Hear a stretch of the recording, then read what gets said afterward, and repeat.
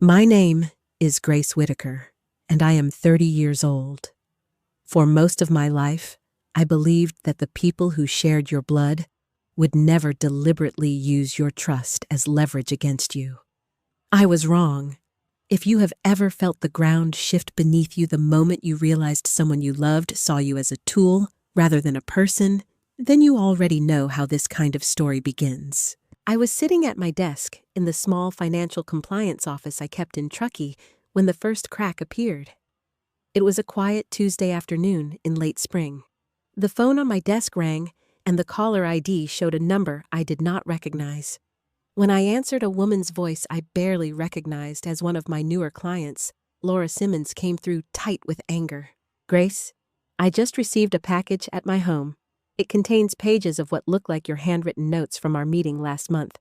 There are comments in the margins that suggest you discussed my private portfolio with someone outside this firm. I need an explanation right now, or I am calling the regulators." My stomach dropped. Those notes were supposed to be locked in my confidential client file. No one outside the firm should have had access to them. I kept my voice steady and asked her to describe exactly what she had seen. She read a line aloud. "Family obligations may require limited disclosure. Discuss with R&D before final sign-off." The initials were mine, but the context was twisted. I had never written those words. After I calmed Laura enough to promise I would investigate and call her back within the hour, I sat staring at the blank wall across from my desk.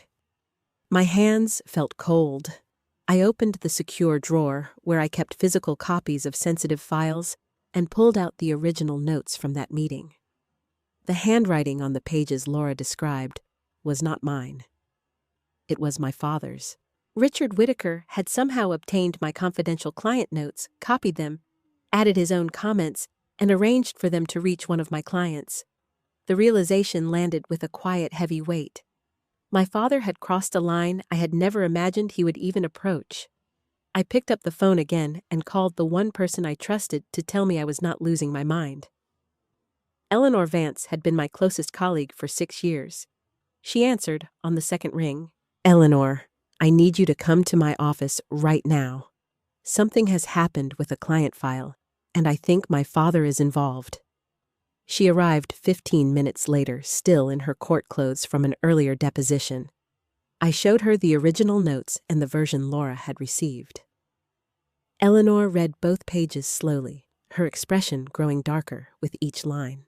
"Grace, these margin notes are not just commentary. They are instructions. Your father is telling someone, probably your brother, to use your client information as leverage. This is not a misunderstanding. This is deliberate." I nodded. The words hurt to hear out loud, but they matched the sick feeling in my chest. My father had always framed everything as family duty. "We take care of our own," he would say. "Your success is the family's success." I had believed him for years. Now the notes made it clear that my success was only valuable to him when it could be spent on his terms. Before I could decide what to do next, my phone rang again. This time the caller ID showed my father's private line. I answered and put the call on speaker so Eleanor could hear. "Grace," my father said, his voice calm, and measured the same tone he used in business meetings. "I understand you received an unexpected delivery today. We need to discuss how you are going to handle your responsibilities moving forward. Family comes first, and right now the family needs your cooperation on a new project. Your brother Daniel and I have already laid the groundwork. All you have to do is sign the compliance forms we sent over last week. No questions, no delays." The demand was delivered without anger, without raised voice. That made it worse. He spoke as if he were simply reminding me of an obvious fact. I looked at Eleanor. She shook her head slowly, her eyes wide. I kept my own voice quiet. "Those notes you added to my client file were not yours to touch. You had no right to send them anywhere, let alone to one of my clients." There was a short pause on the other end. Then my father spoke again, and this time, the edge underneath the calm was unmistakable. "You are making this more difficult than it needs to be. Your brother warned me you might react this way. He said you have always been too quick to put your own rules above the people who raised you. I am giving you one chance to fix this quietly. Sign the forms, protect the family name, or we will have to protect it ourselves." He hung up before I could answer. Eleanor and I sat in silence for a long moment. The office felt smaller than it had 10 minutes earlier. I could hear the distant sound of traffic on the highway outside, but inside the room, everything had gone still. "He just threatened you," Eleanor said finally. "And he used your brother to do it." I nodded. The betrayal was no longer abstract. It had a voice and a clear intention. My father had decided that my professional boundaries were optional, and my brother had helped him reach that decision. I stood up, walked to the window, and looked out at the mountains rising behind the town. For the first time in my adult life, I felt completely alone inside my own family. The blood tie that was supposed to mean safety had become the thing I needed protection from. I turned back to Eleanor. "I need to know how far this goes. Can you help me find out who else received those notes?" She did not hesitate.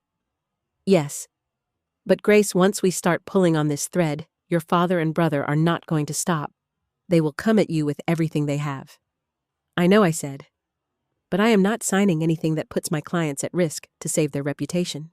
Eleanor studied me for a moment, then gave a small, resolute nod. "Then we start tonight. I have a contact who might be able to trace where those packages came from. His name is Marcus Hale. He used to work fraud cases for the county before he went private. I will call him." While she stepped into the hallway to make the call, I sat back down at my desk and opened the bottom drawer where I kept a small, locked box. Inside was the only copy of the original trust documents my grandparents had created years earlier. I had never needed to look at them before. Now I wondered what else my father had kept from me. My phone lit up with a text from my brother Daniel. It contained only 4 words. "We are family.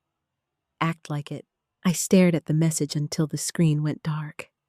Then I placed the phone face down on the desk and waited for Eleanor to return. The first fracture had already formed. I could feel the rest of the structure beginning to shift beneath my. Eleanor returned a few minutes later with her phone still in her hand and a determined set to her shoulders. She had already spoken with Marcus Hale and arranged for us to meet him that evening at a small coffee shop a few blocks from my office. The place stayed open late and had enough background noise that a quiet conversation would not draw attention. I spent the rest of the afternoon trying to reach my clients who might have received similar packages. Only 2 others had, but the damage was already spreading. One elderly couple I had advised for years sounded confused and hurt when they asked why I would share their private investment details with outsiders. I assured them the notes were not mine and that I was investigating, but I could hear the doubt in their voices. Trust once cracked does not mend quickly. By the time Eleanor and I walked into the coffee shop that evening, the sun had already dropped behind the mountains, and the air carried the sharp chill that always arrives early in Truckee. Marcus Hale was waiting at a corner table. He looked to be in his early 50s, with the steady, observant eyes of someone who had spent years reading between lines on paper and in people. Eleanor made the introductions, and I slid the copied pages across the table without preamble. Marcus studied them for a long minute before he spoke. "These margin notes were added after the original meeting. The ink is different, and the handwriting matches samples I pulled from public records tied to your father's company. The real question is how he got access to your confidential file in the first place." I told him about the family's long-standing habit of treating my professional life as an extension of their own. My father had always framed it as support. My brother Daniel had echoed the same language for years. Marcus listened without interrupting. When I finished, he closed the folder and looked at me directly. "Miss Whitaker, this is not simple overreach. Someone with access to your office or your digital files copied these pages, altered them, and then distributed them. That takes planning. Your father and brother did not do this on impulse. They wanted you to feel the consequences before they made their next demand. The words landed with quiet finality. I had been telling myself the notes were a mistake, a single, reckless act. Marcus was telling me it was a campaign. Over the next hour, he walked us through what he could do. He would trace the packages through the courier service, check the post office box that had been used for return addresses on 2 of them, and quietly look into any recent financial movements in my father's development company. He warned me that once we started, there would be no clean way to stop. I signed the engagement letter he slid across the table and wrote the first check from my personal account. The amount felt small compared with what I was risking. When I got home that night, my mother called. Patricia Whitaker had always been the quieter presence in the family, the one who smoothed edges rather than created them. Her voice on the phone sounded tired. "Grace, your father told me what happened today. He said you are refusing to help with a project that could secure the family's future here. I do not understand why you are making this so hard. We have always stood together. Daniel is worried about you. He said you sounded angry when he texted." I closed my eyes and leaned against the kitchen counter. "Mom, they copied my client notes and sent them to people I am supposed to protect. That is not standing together. That is using me." There was a long pause. When she spoke again, her tone had shifted into something closer to disappointment than anger. "Your father has carried this family for decades. He knows what is best for all of us. Sometimes that means doing things that feel uncomfortable in the moment. You have always been the one who questions everything. Maybe it is time to trust that your father and brother see the bigger picture." The conversation ended a few minutes later with no raised voices and no resolution. She had not yelled. She had simply withdrawn the small, steady support she had once offered. It felt like a door closing softly but permanently. The next morning, Andrew Klein, the managing partner at my firm, asked to see me in his office. He was a careful man who hated drama. He closed the door behind me and placed 2 printed emails on his desk. These came in overnight from 2 separate clients. Both received anonymous packets containing what appear to be your meeting notes. One of them has already asked to transfer their accounts elsewhere. "I need to know what is going on, Grace." I told him the truth as plainly as I could. Someone had accessed and altered my files. I was investigating. I did not yet know how wide the leak had spread. Andrew listened without interrupting, but his expression grew more guarded with every sentence. "I have to report this to our compliance committee," he said finally. "Until we understand the source, I am placing you on administrative leave. It is not a punishment. It is protection for the firm and for you. Go home. Let the investigators do their work." I left his office with my laptop and a box of personal items. The walk through the quiet hallway felt longer than it should have. Colleagues I passed every day avoided eye contact. The leak had already begun to do exactly what my father and brother had intended. It made me look unreliable. That afternoon, Marcus called with his first update. The courier records showed the packages had been dropped at 3 different locations around Truckee, all paid for with cash. One return address traced back to a small mailbox service registered under a shell company my brother Daniel had set up 2 years earlier for a side project.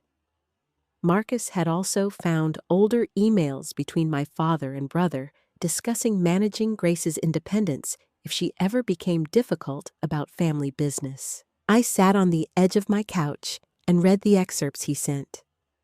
The language was clinical.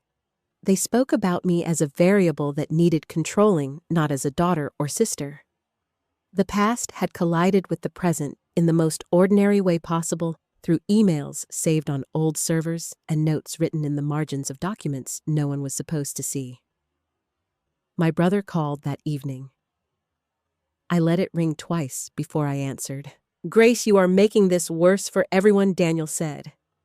His voice carried the same calm certainty our father used. Dad is trying to protect what we have built. If you keep pushing, the regulators will get involved, and the whole family will pay the price. Just sign the forms. We can put this behind us." I kept my answer short. I am not signing anything that risks my clients or my license. He was quiet for a moment. Then he said the line that finally made the fracture complete. "You were always the one who thought you were better than the rest of us. Mom and Dad gave you every opportunity. This is how you repay them." The call ended. I sat in the dark living room for a long time afterward, the phone still in my hand. The family I had tried to protect with silence and compliance had decided I was the problem. They had used my own professional records to prove it. Marcus called again just before midnight. His voice was steady, but carried an edge I had not heard earlier. "I found something else in the older files. Your father submitted a set of compliance documents last year that listed you as the approving officer on a transaction your firm never actually reviewed.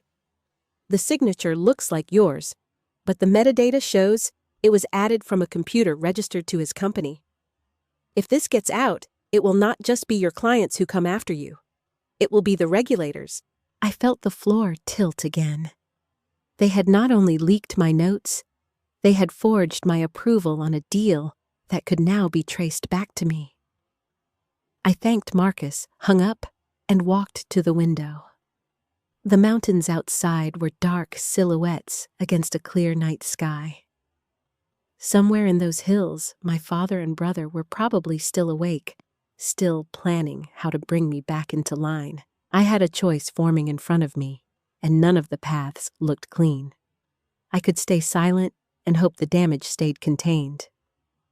I could confront them again and watch them tighten the circle. Or I could take what Marcus had found and let the consequences fall where they would, even if that meant losing more than I had already lost. I did not sleep that night.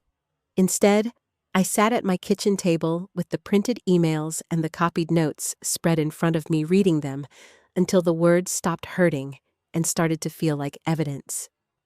The blood tie had masked the truth for a long time. It was no longer strong enough to hide what was actually happening. By morning, I knew I could not keep protecting a version of my family that had never existed. The next step would not be quiet. It would not be safe. But it would be mine. The morning light came through the kitchen window in thin, cold stripes. I had not slept. The printed pages Marcus had sent still lay on the table, the forged signature on the compliance document staring up at me in my own name. I made coffee I did not drink and watched the mountains turn from gray to gold.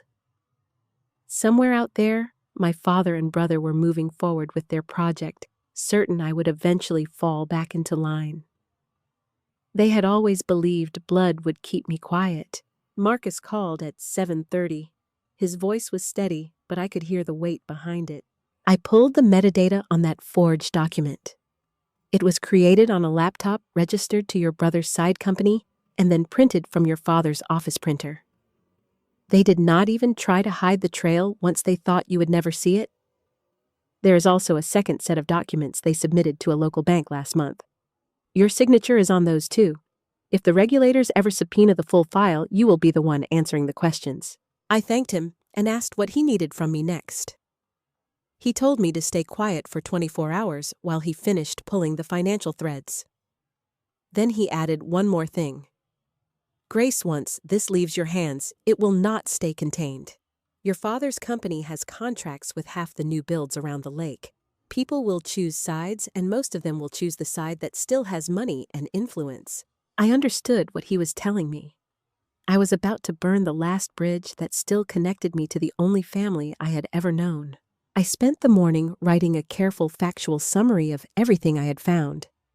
I attached the original client notes, the altered versions, the forged compliance forms, and the metadata Marcus had recovered. I did not send it yet. I saved it as a draft and stared at the send button for a long time. Sending it would mean choosing my integrity over any remaining hope that my father might still see me as a person instead of a resource. My phone rang while I was still looking at the screen. It was my father. I answered on speaker so I could keep my hands free. "Grace?" He said, the same calm tone he had used my entire life. "Daniel tells me you are still refusing to sign. I am disappointed.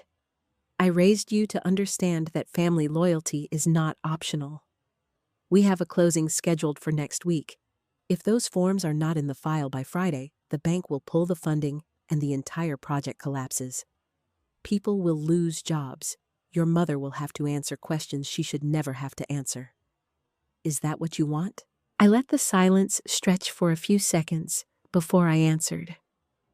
"What I want is to stop being used as cover for deals I never reviewed. What I want is for my clients to stop receiving packages that make them question whether I ever protected their information. You crossed a line when you forged my name and when you leaked my notes.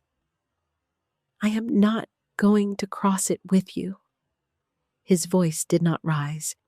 It simply grew colder. "You are making a mistake that will follow you for the rest of your career. I have friends at the bank. I have friends at the county offices. If you force my hand, I will make sure every regulator in this state knows you are the one who created the problem. Blood or not, I will protect what I built." He hung up. The line went dead with a soft click that felt louder than any shout. I sat with the phone in my hand until the screen went dark. Then I opened the draft email, added Marcus's latest findings, and sent it to Andrew Klein with a short note asking him to review it before I took any further step. 5 minutes later, my phone rang again. It was Andrew. "Grace, I need you to come in this afternoon. Do not bring anything with you. We will talk in my office." When I arrived, 2 members of the compliance committee were already seated at the small conference table in Andrew's office. They had printed copies of the documents I had sent. Andrew looked tired. "We have spoken with legal," he said. "The firm cannot be associated with an active investigation into forged documents that carry your signature even if you claim they are not yours. We are going to ask for your resignation. It will be framed as mutual. You will receive 3 months severance and a neutral reference.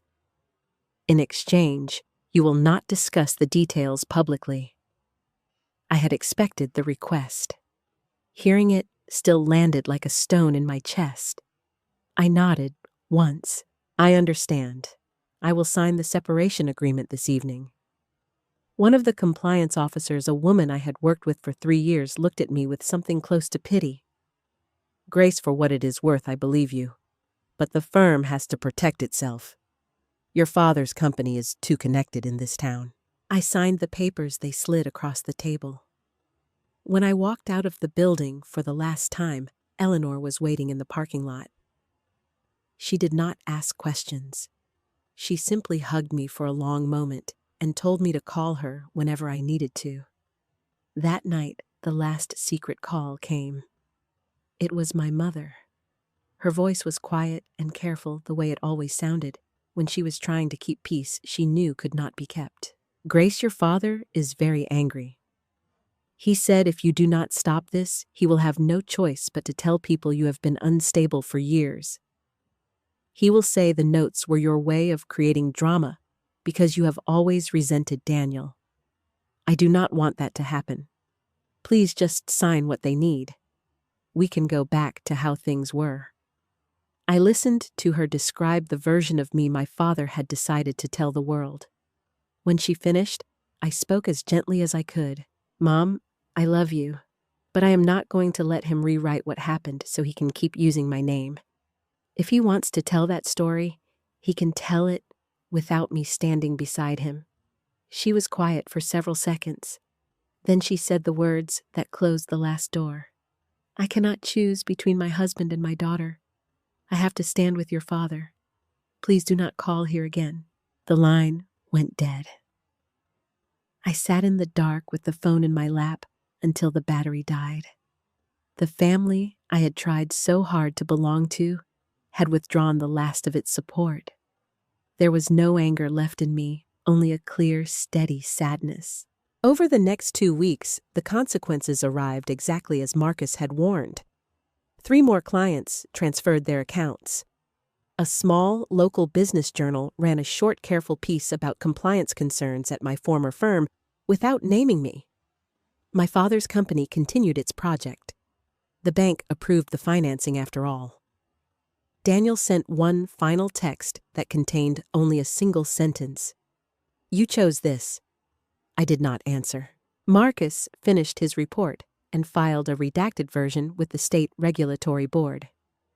He told me it would take months to move through the system and that my father and brother would likely survive with fines and a strongly worded letter. The system moved slowly when the people involved had money and connections. I thanked him and paid his final invoice. He shook my hand and said he hoped I would find work somewhere the air was cleaner. Eleanor helped me pack the last boxes from my office. On the final afternoon, she stood in the empty room and looked at me. "What are you going to do now?" I told her the truth. I did not know yet. I had enough savings to last a year if I was careful. I had my license.